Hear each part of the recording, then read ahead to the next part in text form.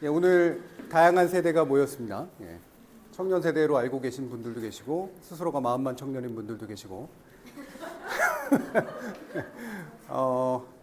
오늘 이제 이 자리를 황희두 씨가 이제 마련을 해주셨는데 사실 저는 이렇게 듣고 싶은 말이 뭔지를 알아야 이제 말을 준비하는 스타일이라 구체적으로 뭘 이제 알고 싶어하냐 그랬더니 다 알고 싶어한다라고 얘기를 해주셔서 미디어를 기본으로 해서 이야기를 좀 나누고 난 다음에 좀 대화하는 시간을 좀 길게 가지려고 해요.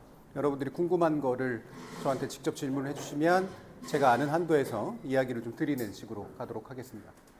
기본 내용은 황희두 씨나 여러분들께서 어떻게 이제 이 모임을 공부하고 계시는 분들께서 주로 궁금해하시는 게 미디어라고 하는 영역 안에서 어떤 일들이 벌어지는가? 깝깝해서 아마 그렇겠죠. 예, 언론이 됐건 아니면 뭐 소셜 미디어가 됐건 온라인 커뮤니티가 됐건 간에 예, 미디어가 있습니다 지금도. 예, 이렇게 우리 삶에 가장 가까이 있는 미디어라고 하는 게 우리 삶과 또 괴리되어 있는 듯한 느낌 같은 것들을 또 동시에 들기도 해서 약간 무력감 같은 것들이 좀 많으신 것 같아요. 내가 원하는 방식으로 또는 내가 기대하는 방식으로 언론이나 미디어가 움직여주지 않는 그런 현실 이런 것들도 있는데 핵심 중에 하나는 인지전쟁이라고 제가 이제 이름을 붙였는데요. 우리의 시간과 눈과 관심을 빼앗아 가려고 하는 또는 차지하려고 하는 전쟁이 미디어의 본질에 가깝다라는 거죠. 이걸 전쟁이라고까지 표현한 이유는 너무나 경쟁이 심해져서 우리의 시간과 주목을 어떻게든 붙잡아 두려고 하는 온갖 기술들이 발전을 하고 있다는 겁니다. 그래서 우리가 알게 모르게 우리의 시간을 많이 나눠주고 있고 우리의 시선을 배분하고 있는데 그게 또한 알게 모르게 누군가에게 상당한 이익을 안겨주고 금전적인 이익을 주고 정치적인 이익을 안겨주는 행위를 하고 있다. 나는 단지 보고 있는 거고 나는 단지 내 시간을 쓰고 있는 거지만 그게 누군가에게 그릇된 도움을 주는 경우들이 상당히 많다는 것이죠. 그래서 이 부분을 어떻게 우리가 이해할 것인가라는 문제를 먼저 좀 같이 이야기해 보도록 하겠습니다. 그리고 뒤에 가서 이제 미디어 안에서 어떻게 우리가 싸울 것인가, 여기서 싸운다는 건 너무 심각하게 생각하실 필요는 없고요. 개인적인 어떤 전략도 필요하고 집단적인 전략도 필요한 것이고, 그다음에 더 중요한 건 제가 미디어 전공자지만 미디어 바깥으로 나와야 됩니다. 그러니까 미디어 안에서 마치 벌어지는 게 모두인 것처럼 착각하는 경우들이 많은데 또 되게 큰 흐름은 미디어 바깥에서 결정되는 것들이 분명히 있거든요. 그래서 우리 스스로도 미디어 바깥으로 나와야 되고 그다음에 미디어 안에 지나치게 매몰되어 있는 사람들을 바깥으로 끄집어낼 그런 필요 같은 것들이 있다는 겁니다. 자, 그래서 첫 번째 본론적인 이야기에서요. 제가 근대사회라고 이야기를 해놓고 거기에 노동과 여가의 분리라고 하는 것을 이야기했습니다. 다시 말하면 우리가 노동하는 인간이 되고 동시에 쉬는 인간이 된 게 비교적 최근의 일이라는 거예요. 옛날에도 물론 일은 했고 옛날에도 물론 놀았습니다만 예전에는 노동과 여가라는 것의 구분이 그렇게 명확하지는 않았어요. 고용되는 경우도 사실은 거의 없었죠. 다들 자영업자였죠. 대부분의 경우는. 아니면 고용이 아니라 노예였거나 나의 삶이 그냥 누군가한테 온전히 맡겨져 있었거나 자유인이라고 부르는 사람들도 고용관계 속에 들어가 있지는 않았었어요. 근데 근대사회가 되면서 고용관계라는 것이 생겨납니다. 누군가는 나의 시간을 사요. 그리고 그 산 시간 동안 부려먹습니다. 그리고 그 대가로 임금이라고 하는 걸 주죠. 그리고 우리는 그 임금을 받아서 비로소 노동이 아닌 여가라는 영역 속에서 나를 찾으려고 노력을 하게 됩니다. 노동은 굉장히 힘든 일이고 다만 하지 않을 수 없는 일이 되는 거죠. 그래서 이 노동 소외라고 하는 마르크스가 얘기했던 것들의 핵심이 노동은 우리의 몸을 움직여서 우리 자신을 실현하고 우리 자신을 구현하는 일인데 왜 이렇게 하기 싫은 일이 되었는가라는 겁니다. 그것이 우리의 시간을 누군가한테 저당 잡혔기 때문에 나오는 그런 현상이죠. 그리고 나서 이제 시간과 공간의 의미가 바뀝니다. 시간과 공간의 의미가 바뀐다는 건 예전에 살던 사람들은 그냥 해가 뜨면 일어나고 해가 지면 자는 거였었어요. 그러니까 해에 철저히 의존하죠. 밤이라고 해도 그냥 달에 약간의 의존만 할 뿐이지 실제로 해의 움직임과 나의 생활 리듬이 그대로 이제 따라갔습니다. 일반 동물과 마찬가지예요. 그런데 시간이라고 하는 관념을 옛날에도 있었지만 표준화된 관념, 다시 말하면 얘의 1시간과 나의 1시간이 동일한 1시간이도록 만드는 거죠. 당연한 거 아닙니까? 라고 얘기하지만 여러분들이 제 채널을 보시다 보면 2시간이 훌떡 가실 수도 있는데 예. 월급 루팡을 하다 보면 1시간이 잘 안 가잖아요. 예. 심리적인 문제냐, 철저히 심리적인 문제냐, 그런 것만은 아닙니다. 그러니까 내가 하고 싶은 것, 좋아하는 것을 하는 시간과 그렇지 않고 불임을 당하는 시간은 확실히 감각이 달라요. 그런데 그 시간을 표준화시켜서 24시간으로 잘라서 교환 가능한 형태를 만듭니다. 그러니까 나의 1시간이 너의 1시간과 맞교환이 될 수 있도록 만들어주는 거예요. 거기에다가 임금이라는 이름에 시간당 임금이라고 하는 것을 붙여놓죠. 그래서 뒤에서 얘기하겠지만, 맨 뒤에서 얘기하겠지만 우리가 노동시간에 관련된 이야기는 단순한 문제가 결코 아닌 게 근대 사회를 결정짓는 굉장히 중요한 지표 중에 하나입니다. 우리가 과연 몇 시간을 일함으로써 몇 시간의 대가를 받을 것인가. 이 부분은 우리 삶을 결정하는 가장 중요한 요소 중에 하나라고 볼 수가 있어요. 단순히 69시간이다, 60시간이다, 50시간이다라고 싸우는 것만의 문제가 아니라는 거죠. 왜? 그것이 우리가 먹고 살 수 있는 어떤 금전적인 토대를 마련해주고 그리고 난 다음에 더 중요한 건 나머지 시간이라고 하는 개념들을 만들어내기 때문이에요. 여가라고 하는 것이 바로 여자가 바로 남을 여자란 말이에요. 나머지란 뜻이에요. 나머지. 여가라고 하는 말 속에 부정적인 의미도 들어가 있는 거죠. 노동을 행심으로 놓고 나머지 시간에 뭘 하는가라는 그런 의미로 쓰이는 겁니다. 그래서 시간이 교환 가능한 시간으로 바뀌게 되고요. 자원이 됩니다. 여러분들에게 시간이라고 하는, 특히 젊은 분들에게 시간은 때로는 무료하기도 하고 불안하기도 하고 다양한 의미를 지니긴 하지만 나이 드신 분들에게 또 시간은 또 정반대로 대단히 무료하기도 하면서 굉장히 아깝기도 하고 이런 시간이 되는 거죠. 두 번째, 동시에 공간도 표준화되고 자원이 됩니다. 예전에 만석직이라고 하는 말들을 썼잖아요. 그 만석직이라고 하는 건 땅에 토대를 둬서 만석의 쌀을 수확해낼 수 있는 부유한 어떤 자원을 가지고 있는 사람이다라는 뜻입니다. 근데 그때가 바로 딱 만석직이라는 말의 의미가 뭐냐면 땅에 토대를 둔 그리고 쌀이라고 하는 교환수단과 생존수단을 가지고 있는 사람이 핵심 자원이라는 거예요. 예전에는 토지 귀족, 토지 자본 이것이 훨씬 더 중요했던 거죠.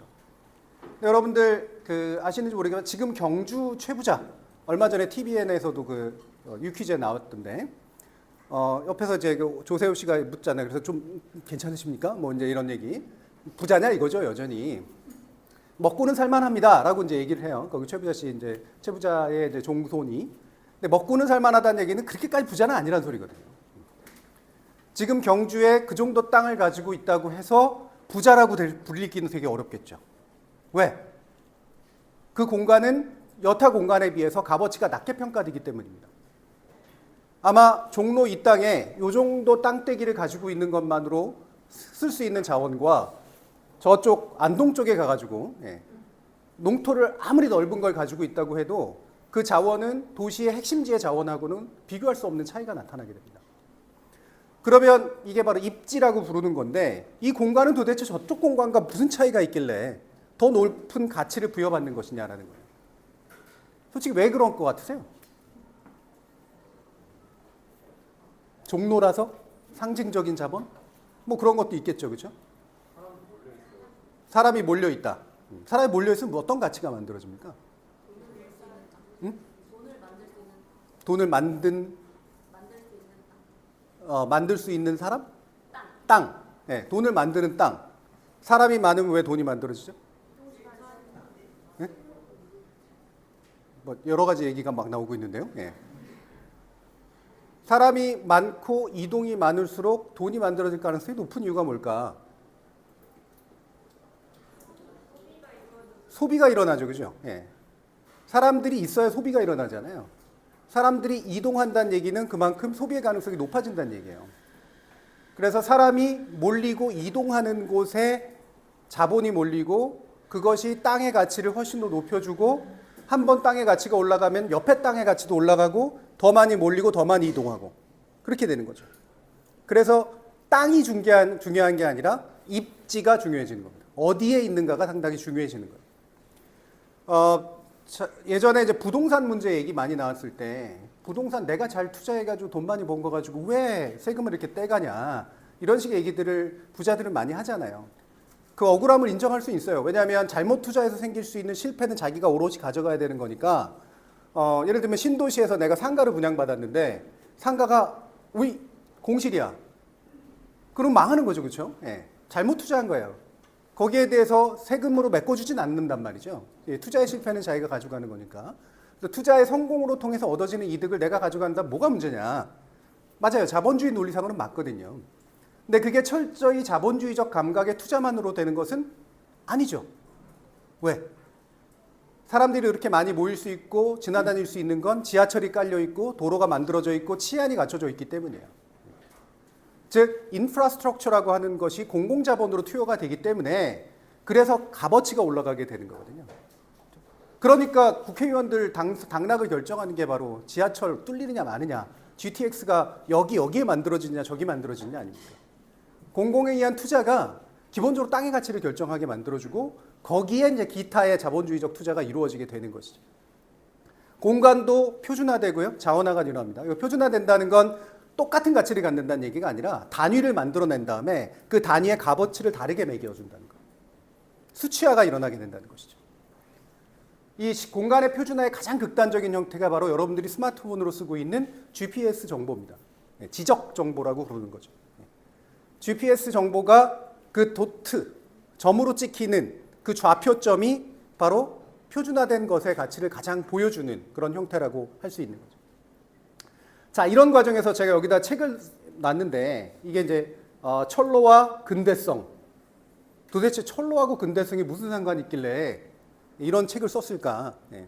여러분들이 혹시라도 찾아볼 수 있으면 읽어보세요. 되게 재미난 책입니다. 밑에 뭐라고 되어 있냐면 시간, 공간, 그리고 머신. 기계라고 하는 것이 앙상블, 어떻게 모여 있는가라고 하는 건데 이게 바로 이제 철로를 의미하는 학술적인 해석이에요. 철로가 깔리면 이동이라고 하는 것이 훨씬 더 가능해지죠. 그렇죠? 이동에서 근데 중요한 건 중간은 별로 중요하지 않아요. 예, 이동은 터미널이 중요합니다. 어디에 시작해서 어디서 끝나는가가 되게 중요해요. 시작점과 끝점이 사람이 모이는 지점이거든요. 그러니까 재밌게도 철로가 깔리면 옆에 있는 땅값이 올라갈 것 같지만 사실은 양쪽 끝에 땅값이 올라가죠. 김기현 씨가 철로를 휘었어도 저는 그렇게까지 많이 비난하지는 않습니다. 왜냐하면 휜 것만으로 그렇게 땅값이 엄청나게 뛰지는 않아요. 거기에 이제 복합적으로 얻어지는 다른 입지적인 요인들이 이제 결국은 가능성을 높여줄 뿐인 거죠. 자, 이 철로가 영국에서 처음 깔리기 시작을 했을 때 막 네트워크가 연결이 되잖아요, 그죠?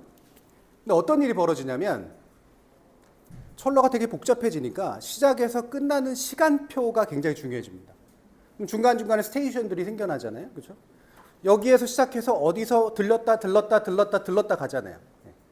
그렇기 때문에 역에서 가장 중요한 게 바로 시간을 관리해 주는 겁니다. 이게 잘못하면 지나가면서 이제 서로 얽혀가지고 잘못 끝나버릴 수도 있는 거고 그렇기 때문에요.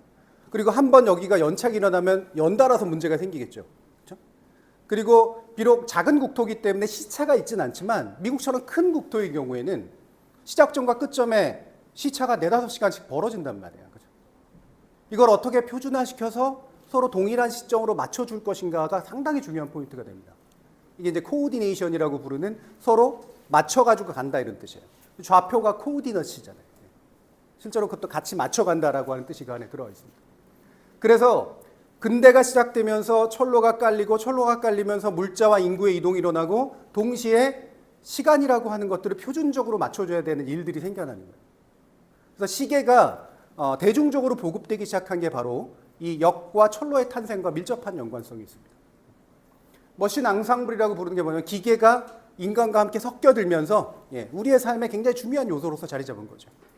지금은 여러분들이 뭐 시계를 그렇게까지 막 일상적으로 보진 않습니다만 시계를 보고 서로 간에 뭔가를 맞춰서 서로 합을 맞추는 행동들을 하는 거 굉장히 중요한 거예요.